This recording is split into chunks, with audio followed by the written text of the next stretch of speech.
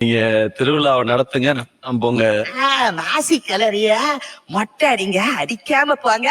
ஆனா தாய் கிளவி படம் போட்டா எல்லாரும் தியேட்டருக்கு வந்து பார்த்தே ஆகணும்.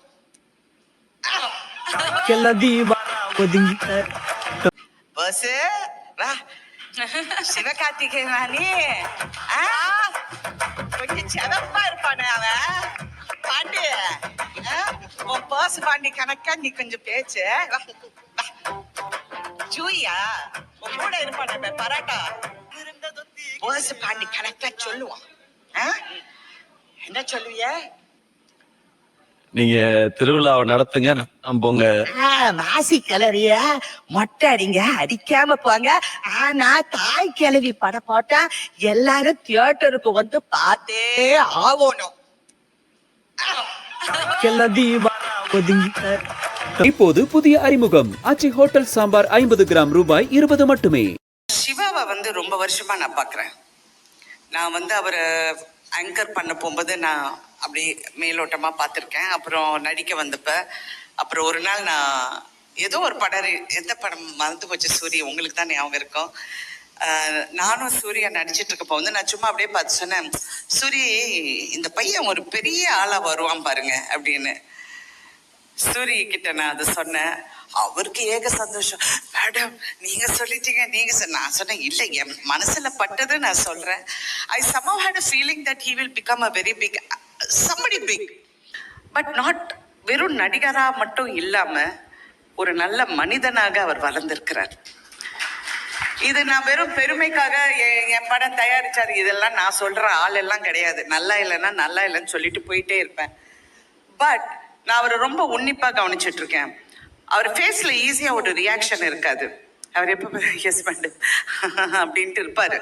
ஆனா அதுக்குள்ள 1000 ஓடிக்கிட்டு இருக்கு. கஷ்டப்பட்டவங்களுக்கு தான் தெரியும் அடுத்தவனோட வழி. நான் எப்பவுமே ஒரு மேடையிலேயே சொல்லுவேன். அப்ப ஸ்ரீபிரியா கூட சொன்னாங்க, பசியாப்பக்காரன் புளியாப்பக்காரன் சொல்ல இல்ல, புளிச்சாப்பக்காரனுக்கும் பசியாப்பக்காரனுக்கு உள்ள வித்தியாசம் தான் இந்த சினிமா. எவ்வளோ பேரோட கனவை நான் பார்த்துருக்கேன், எவ்வளோ பேரோட பயணத்தை நான் பார்த்திருக்கேன். இந்த நீங்க 48 வருஷம் என்ன காட்டுறீங்கல்ல, நான் என்னை பத்தியெல்லாம் நான் ஒரு நாளும் கவலைப்பட்டதில்லை.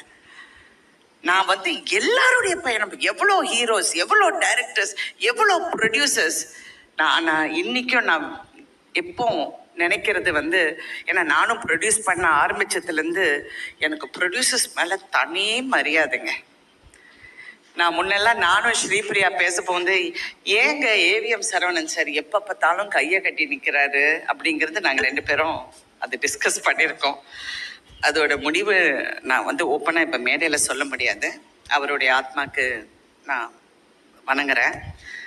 ஏன்னா அந்த கையை எடுத்து விட்டா எல்லாம் எடுத்துகிட்டு போயிடுவாங்கங்கிற ஒரு பயத்தில் தான் இருந்திருப்பார். ஏன்னா that is how cinema industry works, it operates. Talent ஒன்று தான் நம்மளை காப்பாற்றும். லக்கு வேணும் ஃபர்ஸ்ட் வர்றதுக்கு.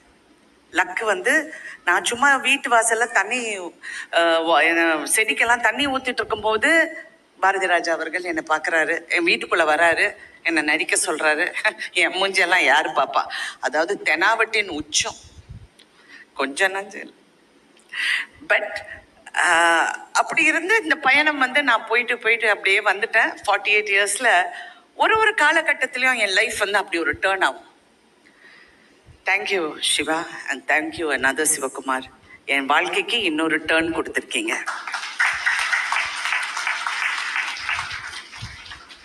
எனக்கு 2 எஸ்கேங்க. ஒன்று சிவகார்த்தியும் ஒரு எஸ்கே, என் வீட்டில் இன்னொரு எஸ்கே. நாங்கள் தான் அவரை எஸ்கேன்னு கூப்பிட்டேன், சரத்குமார்.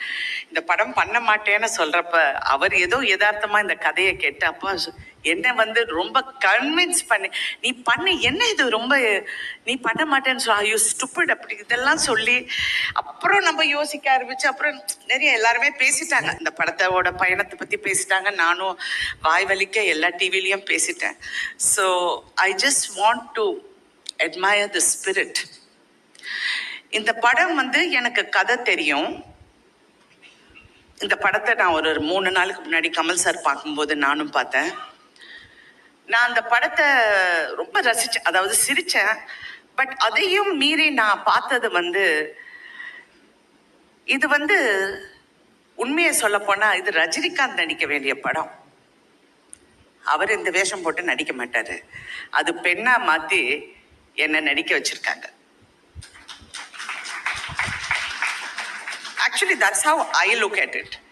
ஏன்னா நான் ஒரு மாஸ். நீங்க யாராவது சிந்திச்சு பார்ப்பீங்களா? இந்த கிழவி, தாய் கிழவி வந்து ஒரு ரஜினிகாந்த் ரேஞ்சில் வந்து கொண்டு போயிட்டாங்க படத்தை. ஐ லுக்ட் அட் இட் அண்ட் எனக்கு என்ன இதுல வியப்புனா இந்த சிவகுமார் தான். இந்த பையன் ஒரு வார்த்தை கிடையாதுங்க.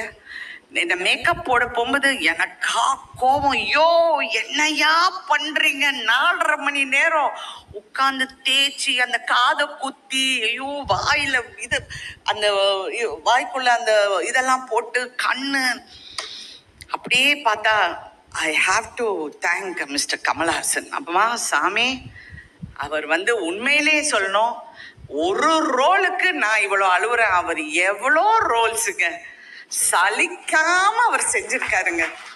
அந்த இடத்துல யார் திட்டு வாங்கினாங்கல்லாம் நான் அந்த கதைக்கே நான் போல. அவர் வந்து அதெல்லாம் அவ்வை சாமிக்கெல்லாம் எனக்கு சொல்வாரு, 3 ஹவருக்கு அப்புறம் அப்படியே கொட்டும் அந்த மேக்கப், அப்படியே விழுந்துடுமா, அதெல்லாம் பிடிச்சிக்கிட்டு அப்படியே நடிப்பாருன்னு. Oh my god, hats off to that person, hats off to Kamal Haasan. அவர் தான் என்னை இன்ஸ்பயர் பண்ணார் இந்த கதையை பண்றதுக்கு. அவர் எப்பவுமே சொல்லுவாரு, ராதிகா நீ தெரியக்கூடாது, அந்த கேரக்டர் தான் தெரியணும்னு. என்னைக்கோ ஒரு நாள் ஏதோ யதார்த்தமா சொல்லிட்டாரு, அது என் மைண்ட்ல ஒட்டிக்கிச்சு. ஸோ ரிவர்ஸ் ஆஃப் ரோல்ஸ், அதுதான் நான் தாய் கிழவி அப்படின்னு நான் சொல்லுவேன். ஆனா இது எல்லாம் வந்து வேறங்க. நான் நடிச்சது ஓகே, எல்லாமே ஓகே, நான் நடிச்சுட்டேன், முடிச்சுட்டேன், எல்லாம் ஓகே. கால் உடைஞ்சது அந்த வழியோட நான் நீங்க நம்ப மாட்டீங்க, படம் பார்க்கும்போது தான் என் கூட நடிச்சவங்க பேரு கொஞ்சம் சொல்றீங்களான்னு நான் கேட்டேன். ஏன்னா அவ்வளோ வலி. அவங்க வந்து என்கிட்ட பேசினா இல்ல அப்படிம்பேன். ஏன்னா வழியில வார்த்தை கூட வராது, அவங்க பேரை தெரிஞ்சுக்கிறதுக்கு கூட எனக்கு முடியல. அடுத்த ப்ரொடியூசர் கஷ்டப்படக்கூடாது, அதுவும் இது ஒரு ஒரு ஒரு ஒரு ரொம்ப கட்டுக்கோப்பா ஒரு மாதிரியா ஒரு பேஷனோட பண்ற படத்தை நம்ம ஸ்பாயில் பண்ணக்கூடாதுன்னு நான் வாயை மூடிக்கிட்டு போய் நடித்தேன். இதுக்கு எல்லா ஹீரோ வந்து சிவகுமார் முருகேசன் தான்.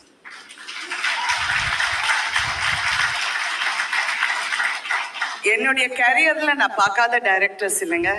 என்னுடைய குரு பாரதி ராஜா அவர்கள்லேருந்து, நான் ஒரு கே விஸ்வநாத்லேருந்து, பாபு சார்லேருந்து, இங்கே எஸ்பி முத்துராமன், நீங்கள் எவ்வளோ எந்த சங்கர் என்ன வேணாலும் சொல்லுங்க, எல்லா டைரக்டர்ஸ் கூட நடிச்சிட்டேன், பாலச்சந்தர் சார் தவிர.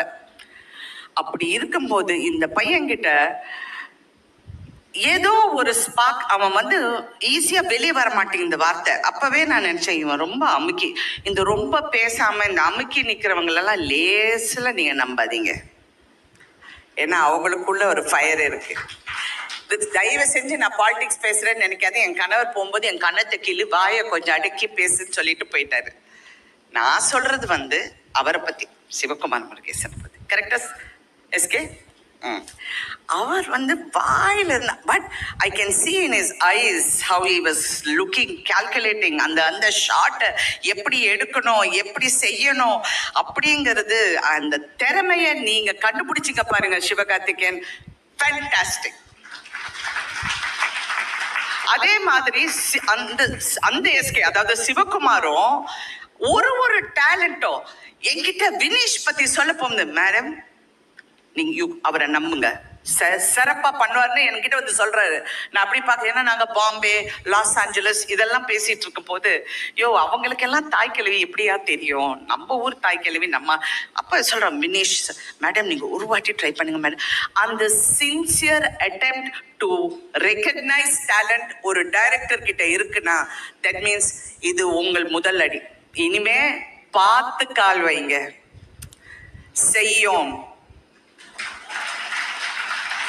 பார்த்து கால் வைங்க.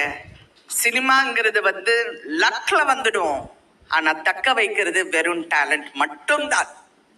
அதை நான் நம்புறேன்.